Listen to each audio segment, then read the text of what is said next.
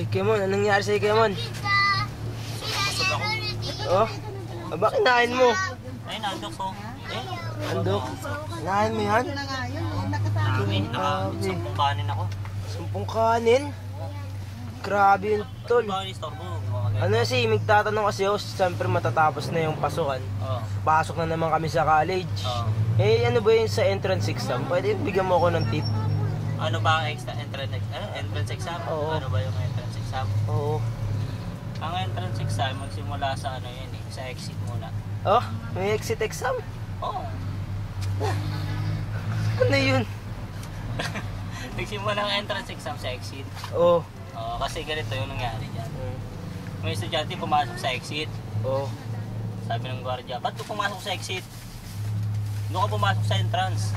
Eh mag-exam siya, no? Oh. Ayun, kaya tinawag siya ng Eh, sino naman pala yun? tinawag siyang entrance exam kasi nagkamali siya ng way, pumunta siya sa exit yun. Pumasok sa entrance, doon ka mag-exam, sabi ng gwardiya. Na, naging entrance exam. Eh, sino naman yung lalaking loko-lokong dumaan sa exit? Ang lalaking yun, Oo. pangalan noon, Conchito. Conchito? Sino si Medyo Conchito? odd name yun. Code name? Medyo bad boy. Ah. Kaya sa exit siya dumaan. Medyo punchy siya. Oh. Kaya, okay na. Eh, sige, balik ka na sa sakit mo.